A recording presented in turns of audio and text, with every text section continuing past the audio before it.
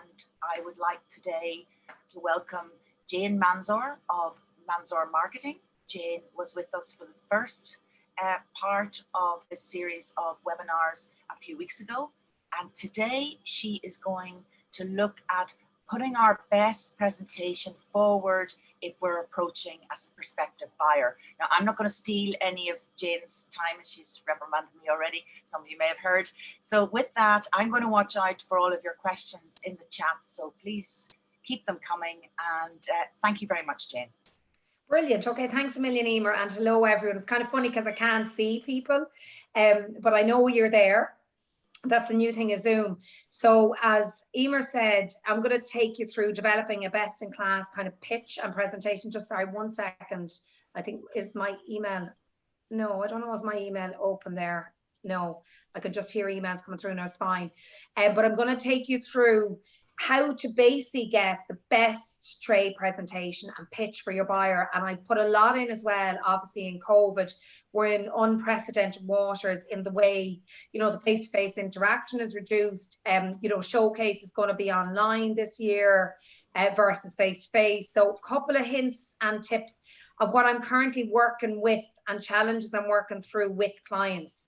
So without further ado, I'm just going to share my presentation. So just give me 1 second to pull it up. So I have it here and we'll get, and Emer, you might let me know if you can see it there just to be 100% sure. It'll take a couple of seconds. Come up, it'll take a second. Perfect. Yeah, we get the technical moving.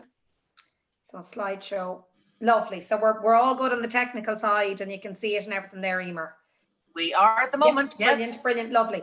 So yeah, so kind of the agenda. So we have an hour. So as well, Emer, you keep me on track on time as well. But it'll be more than enough time. But I basically started kind of with your buyer checklist. Okay, so I spoke about this a few weeks ago, but your story. So we're going to be going into more detail on your story. And in fairness, in the design and craft industry, ye are storytellers and story makers. So I think this should be something that will come naturally to you and something, you all have a story and you all have a background and a passion and a drive. The trade presentation, basically just walking through what's involved in trade presentation, all the elements, all the different things we need to talk about, samples and products, absolutely key as well in the COVID, with COVID now as well, because we've been needing to get them into the buyer's hands, and having that all ready and having it looking really, really premium and different, something different, which is your 10% difference, which I'll talk about. Cut through. So think about your buyer. Your buyer is also your customer, especially when they're in the creative industry.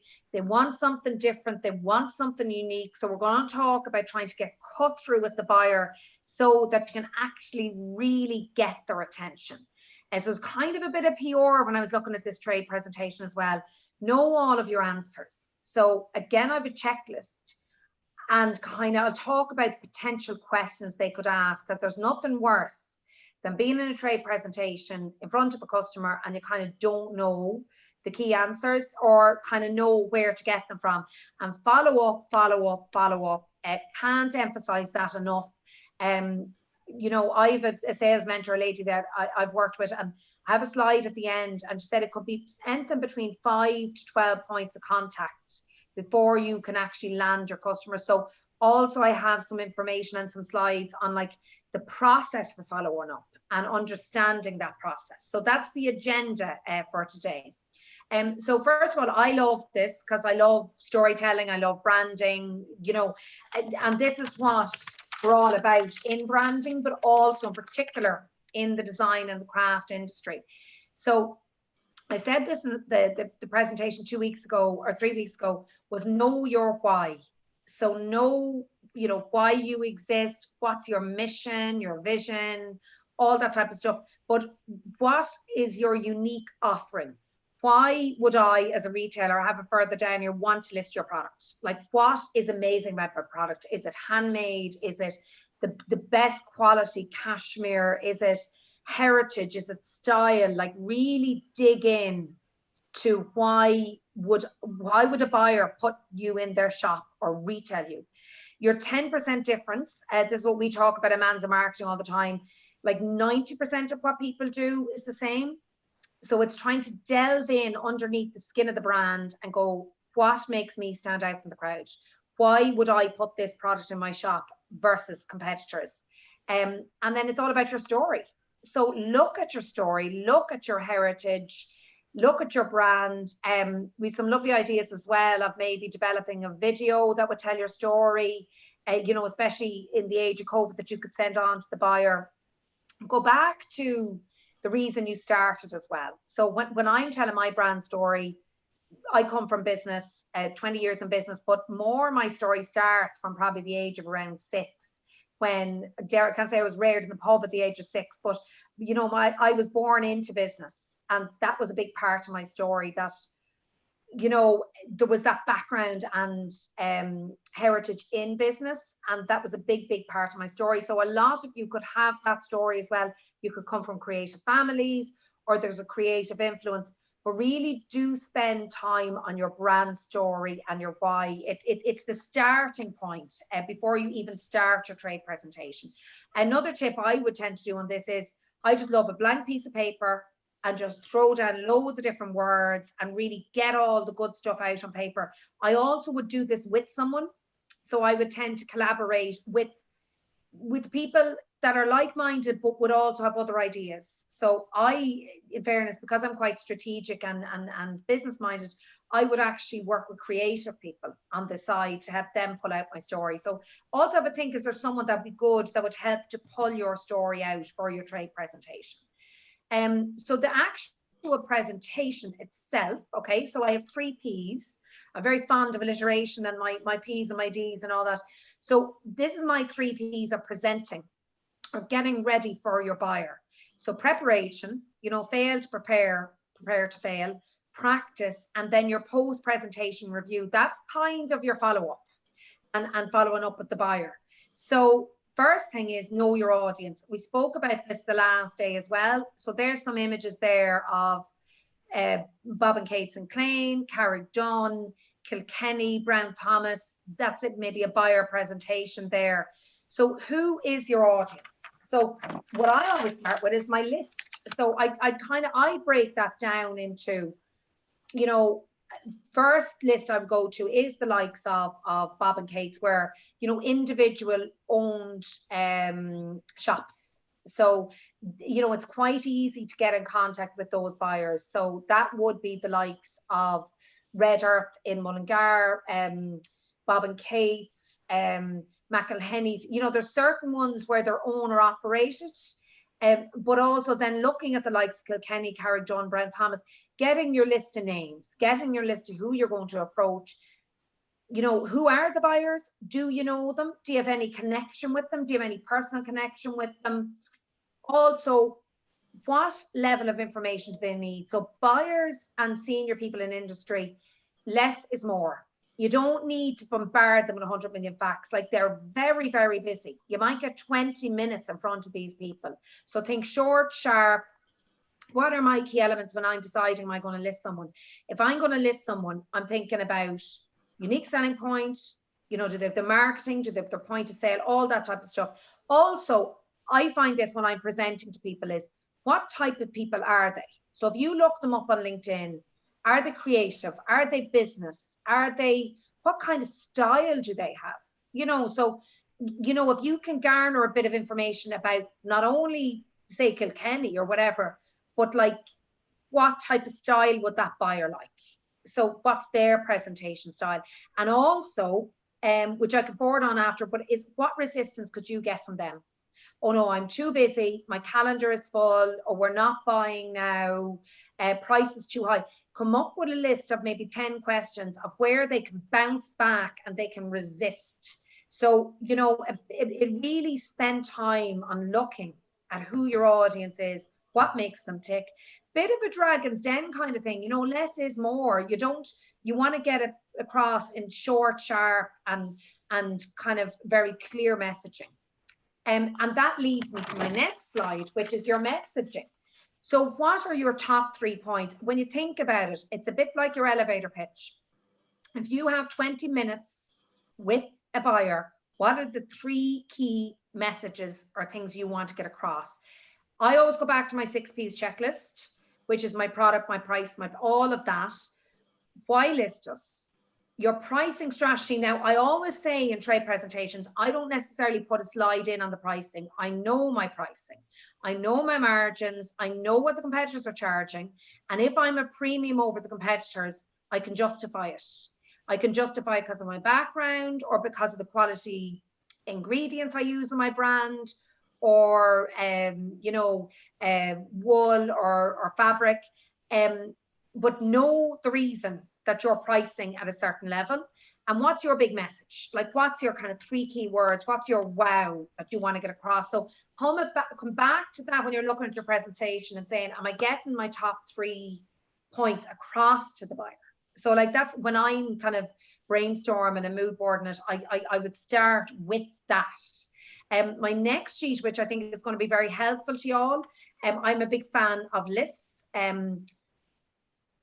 I think I have a list for everything, but this is a list I only did it up last week for a client of mine, and we were looking at our trade presentation checklist. So first of all, branding, logo, all that type of stuff. So, you know, if you have your logo, your professional logo, your brand fonts, presentation template. So you can see I've used a template and I've gone very, what would you say, high on design, because I'm presenting to people in the design industry. So I'm hoping you like it. But, you know, look at that template and that design. And actually, before I forget it, 2 tools which you can use really good is Canva, C-A-N-V-A, and we can talk about that in the questions. And this presentation, I have Outlook, but you have the PowerPoint online. So it doesn't work on my normal PowerPoint, but when I go on PowerPoint online, this is actually how I designed up this presentation. So it actually has this design tool on it. Now, some of you might know that, and you'd be very good at design, but think about your template, the look and the feel, the cleanliness, where you're going to put your logo. Product images. Again, I'm totally obsessed with this. If at all possible, if you can have professionally taken images, you know, so images of yourself, your product, your workshop, it's the best money you'll ever spend. Time and time again, I'm saying to clients, get professional images. You'll use them in your presentations, you'll use them on social media, but so, you know, good, clear, sharp images of yourself, your workshop, trying to build that story. And then any images of, if you have point of sale, if you have your brand already in different shops, any of those type of images. So do have an image bank, because I would find people can kind of run out of images. Your story, which I spoke about, was your 60-second pitch. What's your why, your story, your vision, your mission, your goals. People buy into all that. Like, people love that. And also, that to me is a USP when you're the owner of your own business and you can set your vision and your mission. Point of sale. Point of sale, what I mean by that is, I spoke about pestle and mortar the last day, like if it's a stand or how your product will be displayed in store. So you might need a stand for it. You might need little cards or a kind of little, what would I call them, wobblers, but they're kind of little point of sale that will go on the stand in the shop. And then if you have any images of product in store, what it would look like. Your promotional plan, which we're going to talk about in a minute, but that is how are you going to promote the brand? Because oftentimes, especially if you're a new brand, the buyer will say, okay, I don't know about you yet. Like, you're new, you're exciting, but how is the general public going to know about you? Because you're presenting to the buyer, but then the buyer has to know that there's demand for your product on the other side of the till. So will they have seen you in the Irish Times? Will they see you on Nationwide? Will they see you at trade fairs? Will they see you on Instagram, on Facebook? You know, all of the different touch points and areas that you can promote your brand. So we'll have a slide on that as well, talking about what is your promotional plan for your brand. And then my last one, not necessarily going into the trade presentation. This is more for your knowledge and for knowing what to put it, like, you know, if you're challenged by the buyer, because I've seen this and I've worked with people where they said the first thing the buyer will come up and say, they'll look at the product, lovely, yeah, love it, love the packaging. What's the margin? What's my trade margin, my retail margin? What are the competitors charging? And a lot of people I've worked with, they said that's the first, if not the second question they'll get on a stand or from a buyer. So it's kind of knowing that you won't necessarily agree the final pricing in your trade presentation, but do know your margins and your pricing, because you can seriously get caught out there. And if a buyer can't see the profit in it for themselves, or if they can't see that margin, they'll, you could kill it.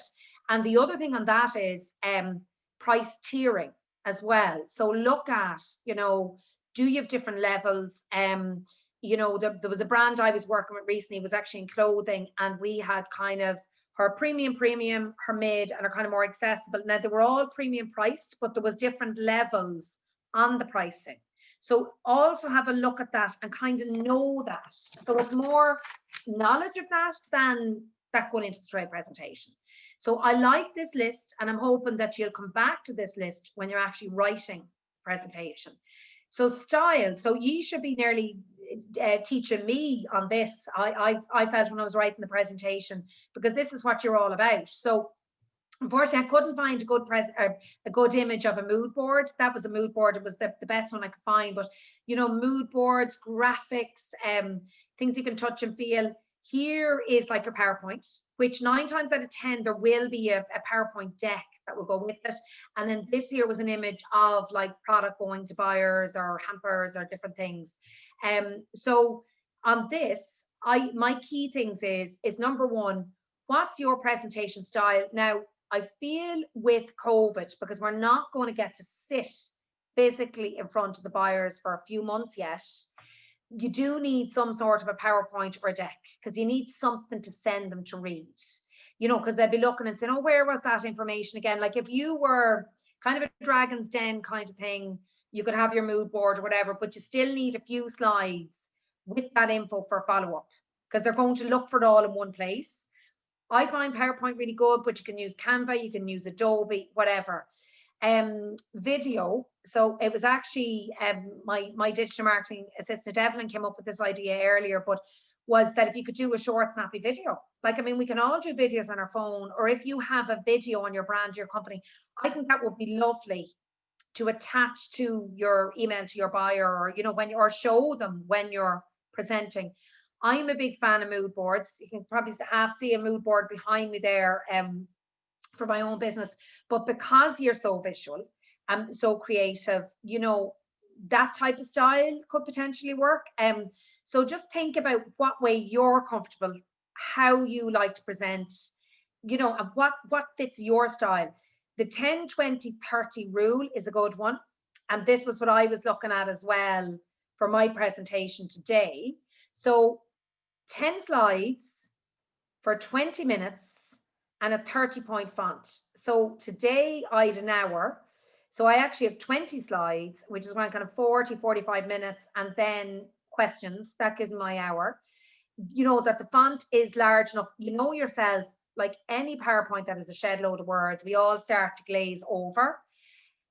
Keeping it clear, concise, coolly branded, opening, well, closing and wrap up are the same, but opening, middle, and closing, and that has a sequence. It makes sense. It has a flow. There's just like really with presentation. And the other thing I would say with presentation is, if you were presenting to me as a buyer, I would expect something different. I'd expect something cool. I'd expect something kind of cut through and really, really premium and like world class. That's what I'd be expecting from you, in particular in the design industry, because that's what you do every day, basically. So it's just a nice kind of overview, as in when your presentation structure. So then also less is more, because I have seen where people go mad with slides. And like, I mean, if you have 20 minutes, which is really what you'll get in front of a buyer, you won't get an hour in front of a buyer unless they have a slow day or something. You'll get 20 minutes in front of them, 8 to 10 slides. Like, don't be going mad on 20 or 30 slides. Start with your story, video if you have one, good images, your why, your 10%, Now, this, I said this a few weeks ago as well, but decide what you want to get listed. So look at your best-selling lines. You're going to probably have a hero, a middle, and a kind of, usually if I'm going into a buyer, I'll go in with around three to four product lines. You don't go in with 20.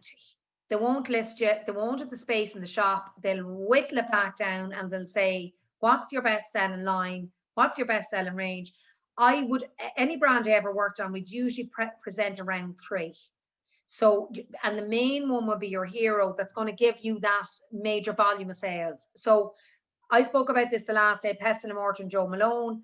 They both started with one hero product that went well, and then they expanded and they expanded. Your point of sale, you mightn't necessarily have that developed up, but to have the answers for it. If you have a good graphic designer or you're someone that's good at that, you know, maybe have images and say, okay, yeah, this is going to have to go on a stand in the store. These are some images, the dimensions. Like, you're a step ahead, because they wouldn't necessarily expect you to have that done. But if you go, well, I know where it'll look good in the shop. This is how we display the product. This is our branding material. Like, that'd be a nice edge to your presentation. Your marketing plan, would you be a slide on your marketing plan? So again, I can see it in a mood board kind of visual. PR, massive in the industry you're in. Social, any trade fairs or anything like that are coming up. I know they're all virtual at the moment, but you know, and also that you're a member of the Design and Crafts Council, you're a member of different you know, organizations, all the different areas that you plan to promote and market your products.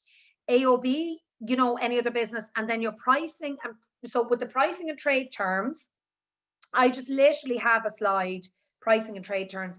I literally just put the title on it and talk about it, because I'm always afraid, especially, I know myself, I'd be, you know, you could be a bit wound up when you're doing this because you're nervous and all that. I'm always afraid of agreeing those things in a trade presentation, because just, you're so eager to get your message across and talk about your amazing brand. You could be potentially caught if you agree something in the presentation. So I would know my recommended retail price, I'd know my margins, I'd know the ins and outs, but I wouldn't agree it in it. And I would say, you know, once, but have enough that they'd be able to make a decision based on it. Because, you know yourself, sometimes if you agree something too fast, and especially when it's kind of maths and when it's pricing, that's why I just put the title there. So it's kind of, it's easier then to go through it. And then, you know, when you're coming to terms, and if they want to come back and get more information, they'll delve into that at the next stage. So props, I'm a big fan of props. I love something different and something that's going to catch the eye. So my first question is, how are you going to present during COVID? Like, we're not, okay, we're really only how many days? 3 or 4 days into lockdown. So we have another 5 weeks of this. So within the next 5 weeks, you're not going to get out to meet a buyer. Like, you're not allowed, like, physically. So how are you going to get their attention during COVID?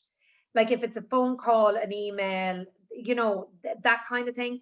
But how will you present them? So first impressions last, beautiful packaging, be creative, be different. So I had some images here. Now these are just off Unsplash or whatever, but I like the one on the top. Is a little hamper, and that was kind of your bath goods. And a client of mine now is working on this at the moment, and we're doing up lovely bespoke hampers. We have a little note card, which we're putting in a handwritten. We have like a bespoke trade presentation, really high end imagery, but we're going to basically send something like this personally delivered to the buyer's address. So that's another thing, is try and get the contact details to their door. The card will be handwritten, so it's not generic. It's to Tom the buyer. Please find a beautiful hamper of goodies from whatever brand. And you'll have made contact with them as well to kind of start, you know, with the meetings and that, but just something wow and different. And I think that is actually an opportunity, because people are at home, they get excited when they see the courier van at the gate, because it means there's potentially something nice in it. and you're going to get their undivided attention, because like if they're in an office, that could go to reception, it could go to 4 or 5 people. The one thing with COVID is that's going directly to their door. You know, so think about what way can I package my brand up that's going to look absolutely amazing. So beautiful packaging, be creative, be different, have fun. Like you're in a great industry that you can have fun, you can be quirky, you can be different. Do something personable and memorable.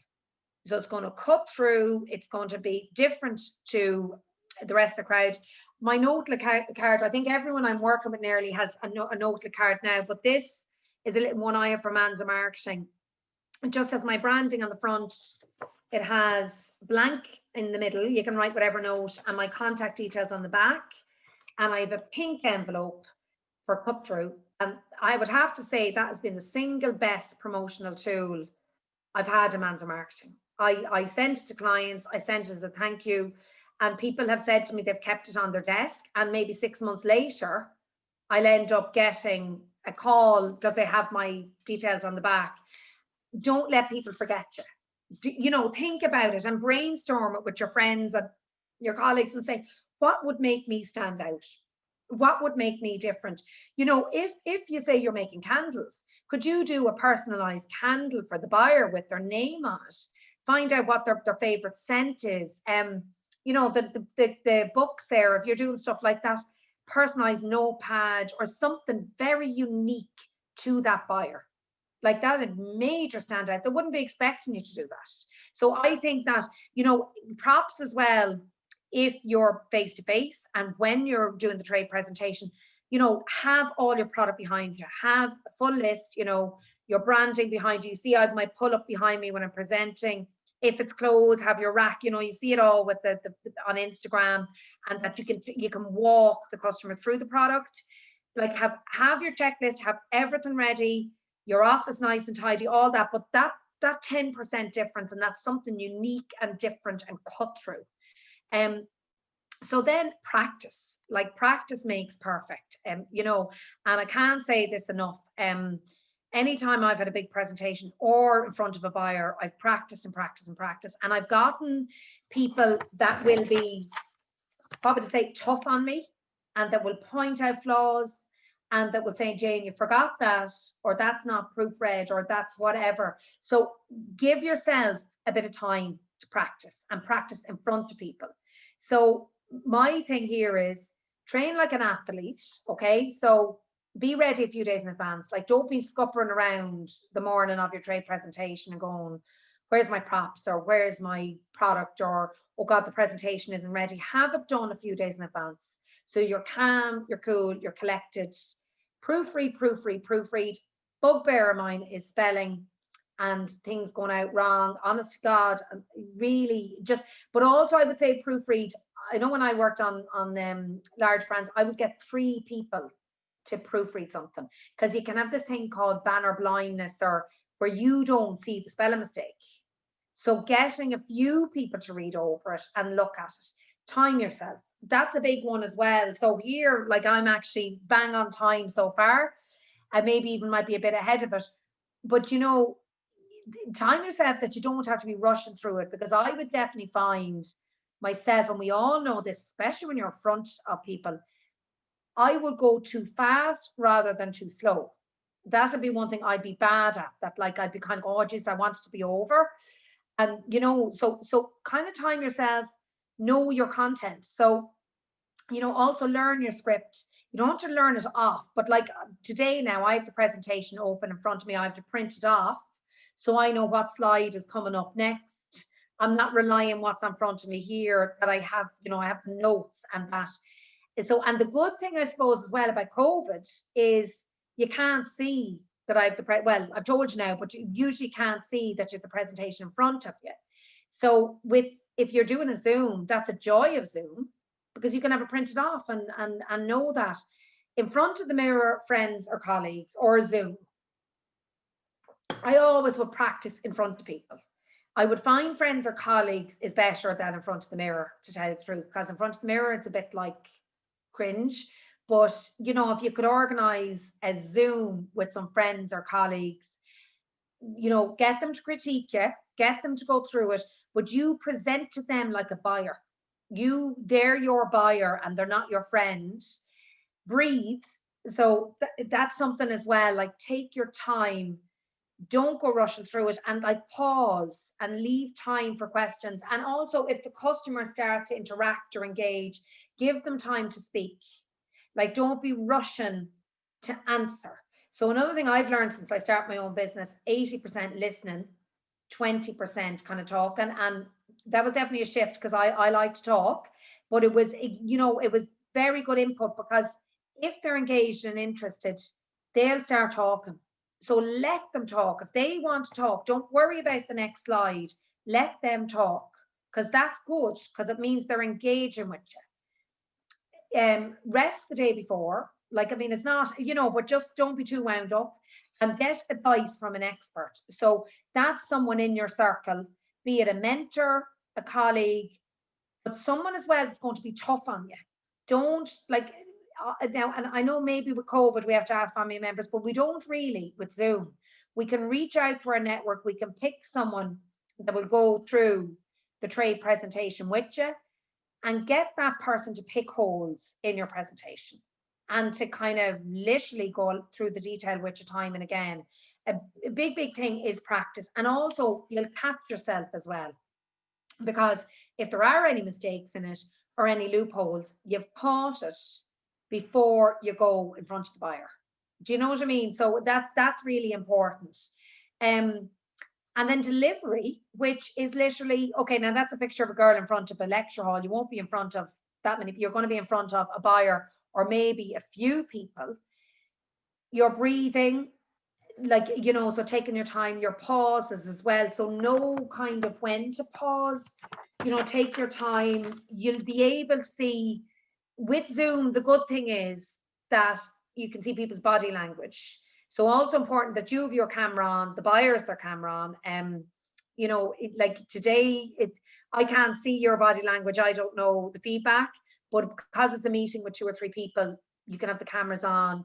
Clear and concise. You know, your voice projection, your body, even your body language. There was a good blog I saw. It was actually, which we'll forward on, is how to present in the age of Zoom. So, you know, how you portray your body language over Zoom, because they say that 80% of presentation is kind of body language. It's not necessarily what you're saying, it's how you say it. And a lot of people then remember more the energy and the passion and the drive and the body language. Also decide what you're going to wear. So my standard is my pink lipstick. If I'm in front of a room of people, you know, it might be, you might go, Jesus, she's mad into pink, but I'd wear pink dress or pink skirt or something. It reflects my brand. And it does actually work, because people say, oh, there she is again in her pink. I would purposely wear pink when I'm networking, because everyone else wears black. But also, you know, you're cool and creative and eclectic. Think about your, you know, what you're going to wear. That's important too, and be well groomed and all of that. Again, your props. So whatever props you have, whether it's a rail of clothing, it's your jewelry, your boxes, your packaging. You know, it'd be lovely if you could have a table behind you or something, some way of setting it up so that it's easy to hand, that you're not kind of fumbling and trying to find things last minute and it's like, oh God, where's that? The other thing, this is interesting, AV projector speakers, right? That's if you're face to face, right? I would always turn up a minimum of an hour in advance before a presentation when I'm presenting, especially when I'm doing training courses, because when I turn up an hour in advance, nothing breaks. If I turn up 5 minutes in advance, everything breaks. But it's that, is everything working? So is your laptop charged? I had a meeting last week with someone and their laptop wasn't charged in the middle of the meeting, and I wasn't overly impressed, and they had to go over in the middle of the meeting and charge their laptop. You know, nothing worse than, God, I forgot the battery was down on that, and boom, the computer shuts off. You know, that Zoom works, that your link is working, that if there's speakers on Zoom or, you know, your headphone, that they're all working, and that also that you can share. Do you know the way sometimes you're going into the slides and can I find it? Make sure your technology works, because honest to God, I could write a book on that. I really could write a book on it. Know your script and your speaker notes. So again, just know what you're talking about. So that's not too difficult. Like, I was reading through this morning. I did it last week, but I read through it a few times today so that I was comfortable with the script and with what I was talking about. And the speaker notes, they just help you. Like, it's not like you have to learn it off, but just as this guide and this marker of where you're going with the presentation. So they're kind of all the things that I would do. But it is practice, practice, practice. And also, the more you do it, the more comfortable you are. Do you know that? I would definitely find that. I know when I started off training, and the nerves, and there's always going to be a bit of nerves. Like, I even had nerves today because I'm presenting to a big group, but nerves are good as well, because they give you adrenaline and they give you the drive. But the more you practice, it'll be good nervous energy, if you know what I mean. So yeah. So then follow up, honest to God. And I'm even seeing it more myself with my own business as well, is, it's not just now we've done all the hard work, that we've got the names, we've got the meeting with the buyer, we've sent out our hamper, we've done all that. After all that work, the worst thing to do then is let it fall, because you haven't followed up properly, that you haven't gone through those steps. So my key thing, I think, Emer, I did show this actually in the last presentation, was the 5th to the 12th contact. Now, people, I showed this at a course last Thursday night, and the people were like nearly falling over. And one person said to me, "Oh my God, I didn't realize sales was this much involved." But if you look to the last point there, 80% of sales are made on the 5th to the 12th contact. So you see, like 5% on the 3rd. And I know this from dealing with businesses, 90% of people will give up on the 3rd. So that means you're in the 10% that are following through from the 5th to the 12th. Perseverance will get you a long, long way. I'll give you an example of, I suppose, a buyer journey with me. I'm pitching for a bit of business at the moment, and basically I sent the pitch to the client 4 weeks ago. They had queries back, we went through that. Then the next thing was to fill out some form, went through that. Then I've sent 2 emails going, "How are you getting on?" So that's probably 6. We're going to have another 2 or 3 back and forth. So I'd say it'll be 10 points contact before I actually have the contract in my hand. So it's that also, if you use, any software like customer relationship management, but you don't even need that. Like, I put it in my Outlook calendar. I did a pitch last Tuesday, and I'm going ringing the client tomorrow, because he had a board meeting, I think, last Friday. And I was like, okay, I'm going to ring them tomorrow, email them, see how it went. But don't, like, put your reminders in your diary, and actually they will appreciate that. But it's slow and steady. Like, you don't want to go mad either, because they'll, but do have your reminders in your diary and your follow-up. Very, very important. And I would see that as a mentor and a businesswoman, that an awful lot of people, they fall off at that contact number 3, because they're like, I can't be bothering people. You're not necessarily bothering people. Buyers are busy people. They may have gotten your presentation and loved your product, but then something urgent came up. So, don't be afraid to follow up. It's really, really important. And that actually brings me to my last slide, which is, number 1, send a thank you note for the meeting. So anytime I would do a pitch, I would always send a thank you note, and I'll send on. So what I'll do is I'll send a thank you note, an email with the presentation attached and any of the details, and say, "Thanks a million for your time. Lovely meeting you. Here's the presentation." Forward on the presentation same day, within the hour if possible. So last week when I was out with my client, I came back, sent them the thank you note and the presentation, and it was good timing because they had a board meeting the next morning. He emailed me back that evening and said, "Look, we'll be back to you mid next week." So that's then my prompt to send them an email tomorrow morning. But like, don't be leaving it a day or 2, because then they're going, "Oh, sure, where I spoke to that person, they never got back to me." Answer any of the outstanding questions. So if there's any of the easy ones, if you need to send them product samples, but if you've done your nice hamper and you're kind of pre-sending it to the buyer You won't necessarily need to do that, but there might be something else you presented. And they say, oh, would you give me a sample of that? Make sure you send them to them. Because that as well is a bugbear with the buyer, because they, especially your products as well, they want to touch and hold and feel the products. If they're candles or things like that, they want to smell them. They want to see the packaging, you know, so send them to them. The reminder in the diary, massive. And actually just, and even if you manually put it in and put in week and a half, an email, maybe 2 weeks later, a phone call, you know, but that's the, so it's not like you're contacting them every week, but you're putting reminders in so that it doesn't fall off the radar. And a lot of time with buyers, it's not out of badness, it's not out of any particular reason. It's just, sometimes it's timing, and you might be outside the season or whatever, but it's actually, remember your 8 to 12 points.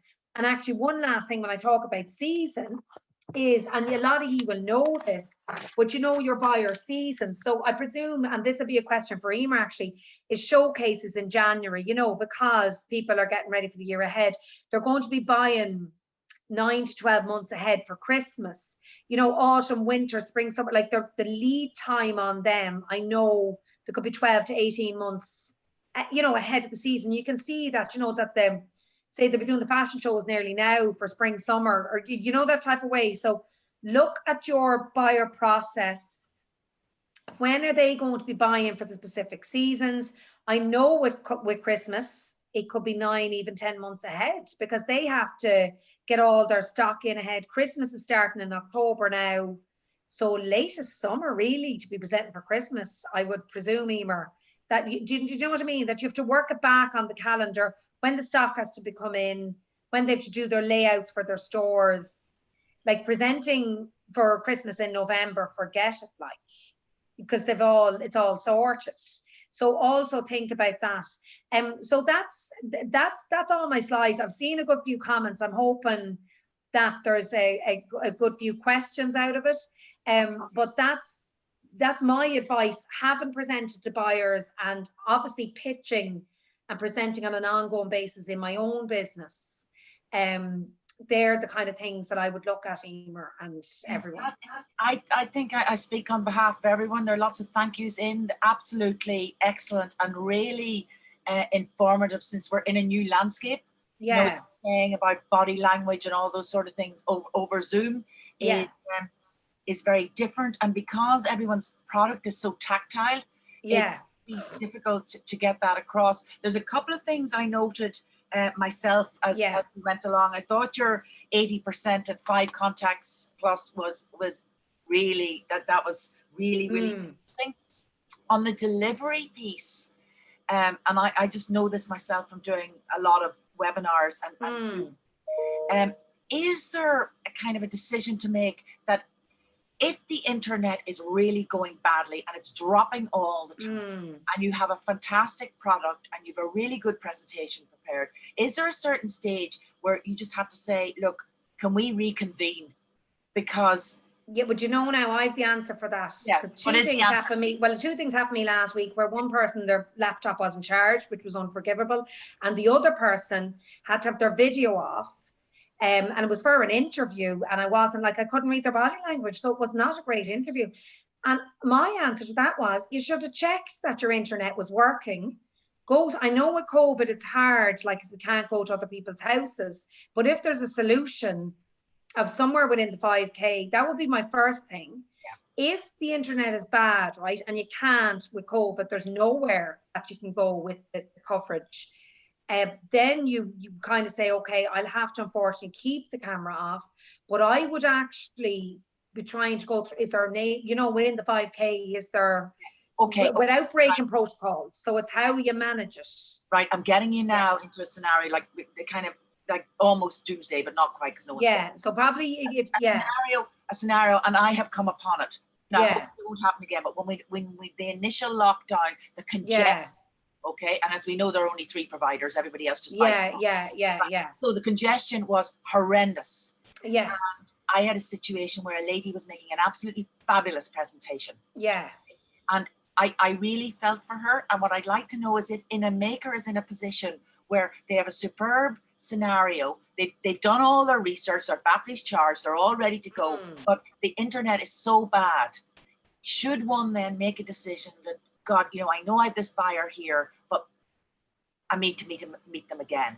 You know, rather if it's really bad and it keeps breaking up and you can't get a flow, yes, 100% I would go on. Or, you know, sometimes if you turn the video off, like I found that if you turn the video off on Zoom, so you can still hear the person's voice.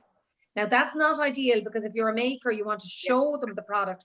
Right. Ideally, if you can't show them the product, like it's nearly better to reconvene, because you see the issue as well is you want to physically show them the product. But if you're you can do the trade presentation though. So if you're in the flow of the presentation and that's open, like we were sharing the presentation there, you could continue with that.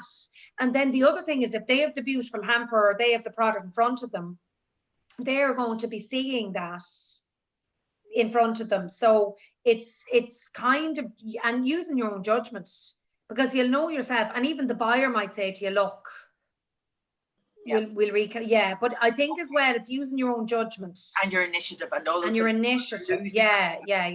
So anyway, I just wanted to look at, I've got a couple of questions here. Yeah, great. Good, right? Go ahead, brilliant. One you and me were actually talking about beforehand. It's, what are the biggest pitfalls when presenting to buyers in your experience? Right. So, okay. So for me, it's kind of lack of preparation. That's the biggest. It's not knowing your facts and your figures and your story, your why, your 10% difference. A big one I would find, which is what I said, was the pricing. I wouldn't be recommending to get into the back and forth and kind of negotiating the deal on the day, but do know your margins, do know your pricing. And it's kind of knowing as well your promotional plan as well. So knowing how are you going to create brand awareness, because they will push you on that, because they'll look at your Instagram, they'll look at your social, they'll, you know, so if you have like, and PR is a dream. I know this isn't a marketing presentation, that's a different day, but PR is an absolute dream for makers, because like the magazines and the press love that.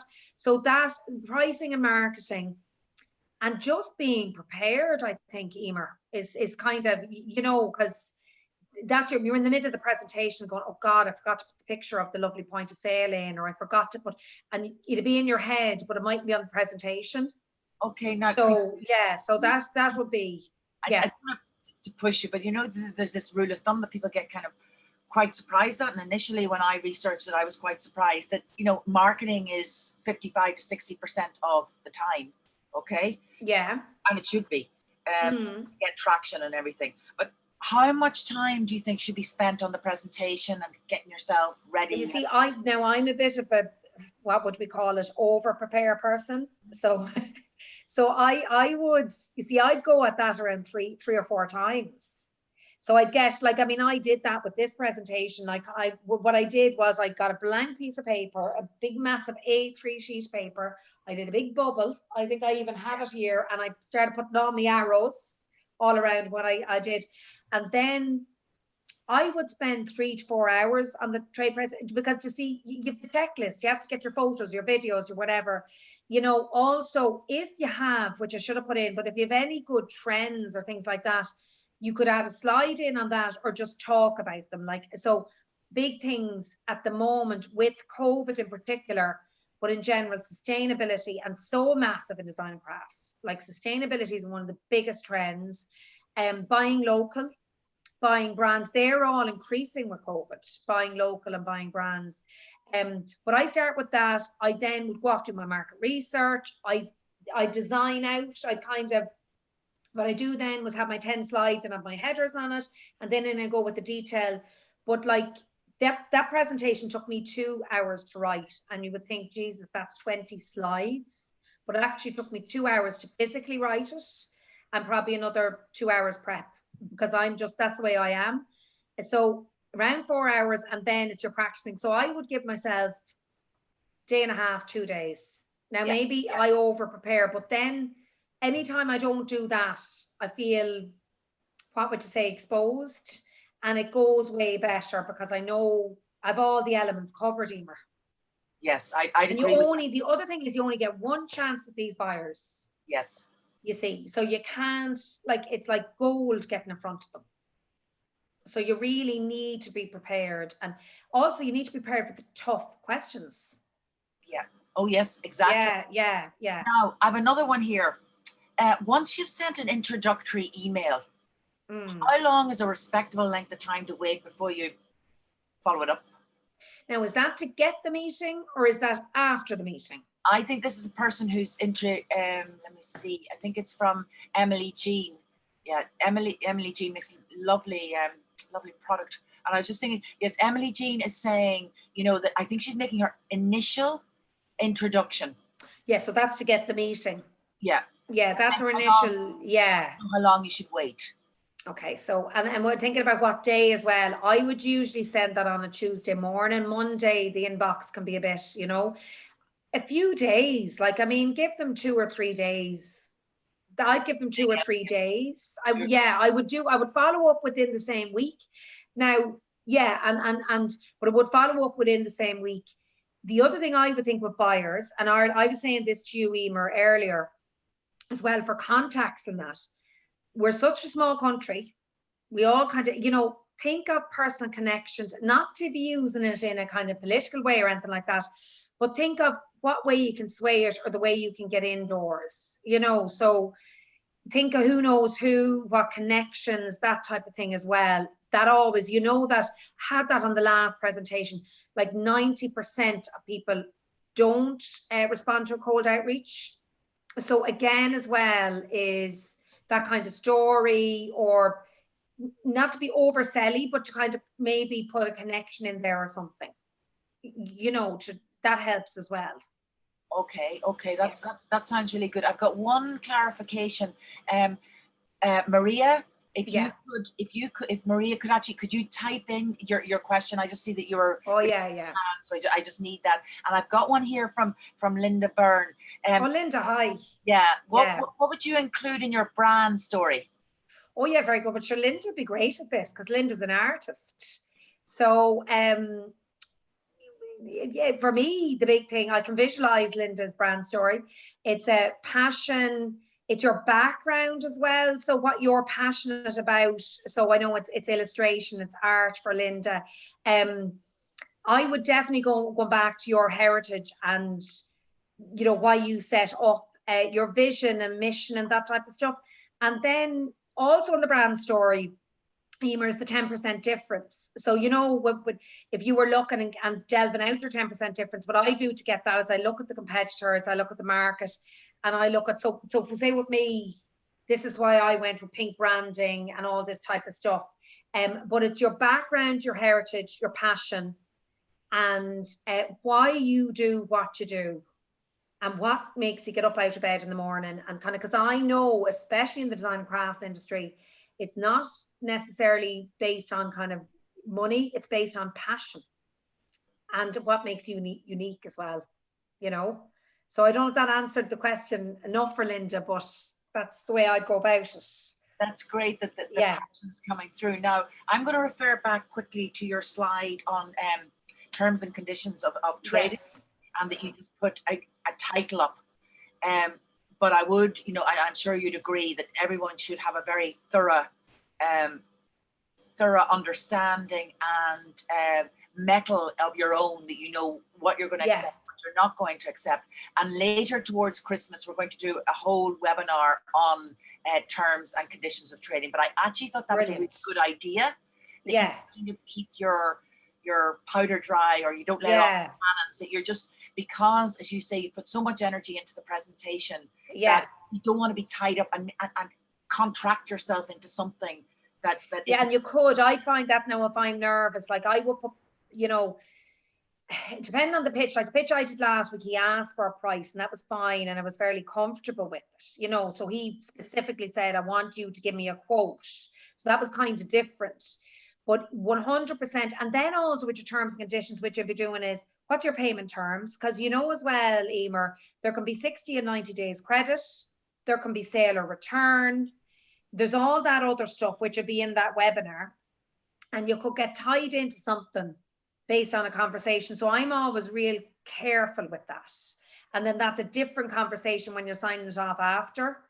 And that's why I just put the slide to talk about it rather than getting tied into it on that presentation, because you could easily agree to something and then afterwards say, you know, because you might be overly excited and he says, oh, I'm going to list you. And then afterwards you're going, oh, but that wasn't really the terms I wanted. Exactly. Yeah, so that's why I just put that slide. Yeah, we have Maria's come in with her question, and I think this is a, I mean, they're all good, but this is a real meaty one here. Okay, give me 3 to 5 biggest don'ts. Well, she just wants biggest don'ts, but I'd like 5 of them, please. When contacting a buyer after a presentation for a follow-up. Jesus, that's a good question. What do you not do? Okay, biggest don'ts. Well, don't sell, right? Because I'll tell you why, because none of us like to be sold to. So I have a guy at the moment, now he's a real lead generation guy, got me on LinkedIn, and I actually need to email him and say, stop.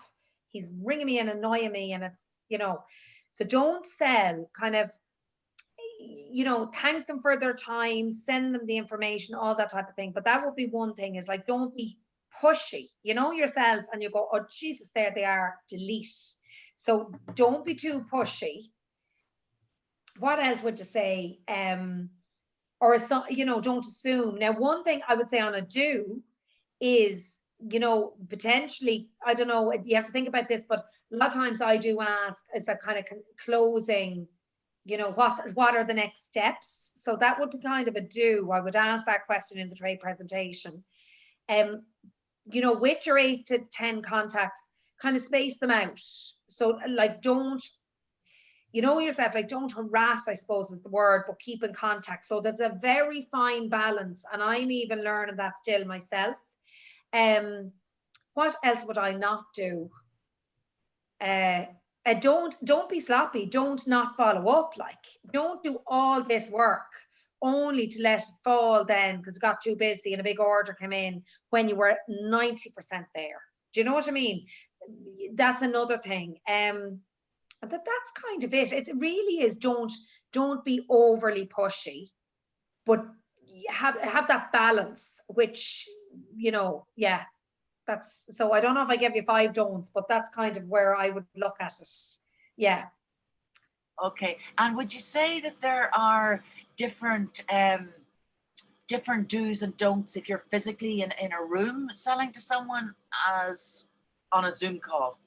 I mean, what would you see as being the major differences, apart from having the different, you know, the challenge, I suppose, not difficulty, challenge of selling a tactile product? Well, you see, when you're face to face, but that's the thing of getting the product to them in advance, because you see, it's all about the product. So if I want to get a cashmere jumper listed in Brown Thomas, like, how good is it if I can't see the cashmere jumper? Or do you know that type of way? Like, when you can physically see a product, the impact that has, and that you've gone to the effort of packing it all lovely. And, you know, if it was a cashmere jumper, I'd have it in a lovely box and packaging. So the physical product, I suppose, when you're in the room is great because you can physically show it to them, but you can get over that barrier with sending the stuff in advance. What else? I suppose if you're physically, it's arriving early, having a bit of time in the car or wherever, that you don't get lost. That was a big thing for me as well, is kind of nearly leaving, because I'm not great navigator, so I'd be leaving way early, so I wouldn't actually get lost. You know, I'm trying to think what else if you're physically with them.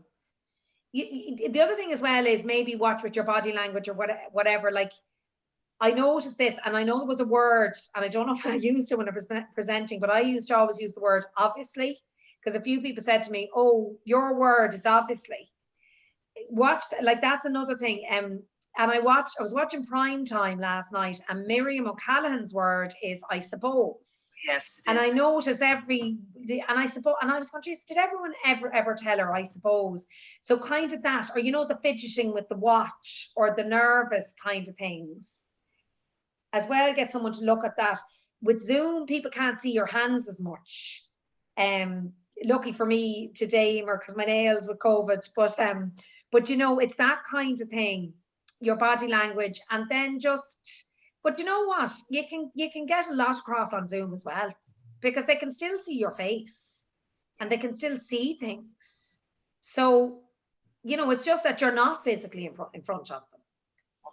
Okay. And I suppose another thing I would say is don't just send a trade presentation, right? If at all possible. So what I would be asked a lot is, I would be asked a lot to send quotes, okay? So I would get a lot of people where they're getting their 3 quotes for a job, be it on digital marketing, whatever it is. And I have only once did I ever email a quote without meeting the buyer face to face. So because it goes into the bucket of quotes, and we haven't met Jane, and you know, if my quote's similar to someone else, why would I go with Jane? You know, and we had that recently where someone was asked us to quote, and we insisted on taking a week to do up the quote, and then we had a Zoom face to face, and we were ahead of the posse because other people just emailed the quote in. And like, you know what I mean? So if at all possible, try and get that meeting with them, because they need to meet you, the person, the maker, the person behind the brand. So if at all possible, don't just kind of send on the trade presentation. That's another thing I would say. Okay, just one quick one. You're saying, you know, if they need the samples in advance. If you can. See, my concern about that, right? I mean, it could work, but there's some people in the audience here, and I take your example of a cashmere cardigan. Yeah. 2 or 3 of the cashmere designer producers that I would be working with. Yeah. Their wholesale price, and rightly so, is, you know, 160 plus. You know, they're retailing at 500 euros. And I would worry, and I mean, I know there's another person who the unit price is very high, that they would have that tied up, and, you know, do they still have license? Is it gone from their profession? That if you're doing, say, 3 or 4 trade sales Zoom calls over the week, and you have, for want to say, three jumpers in 3 colors, at least 2, you probably need more. Is that an awful lot of stock to be? Well, no, that's a very good question, because it depends on the value of the stock. I get asked this as well for PR as well a lot. Like if it's a cashmere jumper and it's worth 2, like it would be, think of your tier of your customer. So think of like Brown Thomas, that's where you'd sell a lot of cashmere jumpers. Like think of where it's going to have the biggest impact and the biggest return on your sales. Like if it's a lower value item like candles or soaps, or that's grand because like it's only the price of the courier, you know, that as well is using your judgment. I would think myself, if I was the producer of the cashmere, if I had a good lead into Brown Thomas or into Arnott's or one of these kind of, then yes, I would maybe send it to that buyer. But like, I wouldn't be going willy-nilly sending out 10 cashmere jumpers. Absolutely. We have you know, because like, so and even jewelry, because that could happen a lot of the jewelry makers, where, you know, the price is very high on the jewelry. Yeah. But they might be able to do something else. You may think of something else they could do. Okay, we've a pertinent one coming in here, and it's a very important question, and I think it's something that we look at down the line quickly, is the following. As you know, Showcase has gone virtual. For January, and there will be a number of people with us today who will be exhibiting. Okay. Right.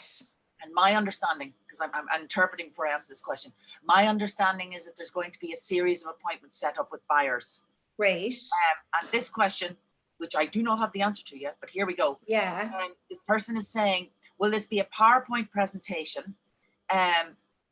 You know, is this the way to go for Showcase, or is it going to be a Zoom call where they're having a preview of our products and us sending them on the info and photos, etc.? Now, I would envisage that it'll be a combination of the two. Yes, that's what I would be thinking as well. Very important, and we're going to do beforehand, and I think everyone will have access to it, is that we need to look at what you were looking at today. Yeah, definitely. And there's a sales aid. Now this, it's a bit, I actually hadn't got them reprinted, so excuse me for it being a bit crumpled, but this is another thing that I did, which could be quite nice starting off, is this was my sales aid when I met people for coffee. So it was about Manzor marketing. That's just my branding. And then here was about Jane, about my company and my services. So there might be something like that as well. Or, you know, you might have a little booklet, or you might have something. That didn't cost much to do. But I would also, if I was presenting to someone, I'd have that, and I'd have my business card. So I also had something, because for me, I don't have a physical product. But so there might as well, for showcase, there might be something nice there that you could do a bit different. Now, I don't want to go mad on cost or anything, but you could even have design it up on Canva, have an ebook or an e-brochure or something. You know, so that would be the other thing. So that person that asked about the PowerPoint, dead right, but it, you know, there might be something they could design up that's a 1 or 2 page summary thing or something. Exactly. You know, that could be different. Sure, everybody, that there will be coaching and help and support on the difference of approach, because I mean, virtual is different. Yes. To, you know, if you had your stand at Showcase and they're able to come and visit it and come again later, and the whole interaction is completely different. Yes, so, 100%. So that's that. I'm just looking, we're getting a load of thank yous, and we're actually over our hour. We are 5-6 minutes. Yeah. But that's good, because I put in enough time for questions, which is always good. And you had an awful lot of them. So I think on that, I'll let everyone go. Yeah, thanks a million. I was really, really enthralled with it all. It was extremely interesting. And from everyone's questions, I think they find it really, really useful. Great. And anyone that's not following me on Instagram, I got a good few followers the last day, but if you're not following me, give us a follow on Instagram, and, you know, link in with me as well, because a good few people did the last day. So yeah, so that's a push for our marketing as well, Emer. But then it's always nice to see who's in the room. So thanks a million. But like it's you know, and I love the Design Crafts Council, because what you're doing and what you're selling is just so interesting and tactile, and such a great industry. So I'm delighted as well. So thanks a million. Okay, I'm going to end it on one person said here, well, a couple of people said it's brilliant, but here we have, thanks for everything, great presentation. So thank you everyone for joining us, and thank you, Jane. Thanks. Great, everyone. And thanks, Emer, and thanks everyone as well for your time and for listening. Okay, brilliant. Bye. Okay, thanks. Okay, bye.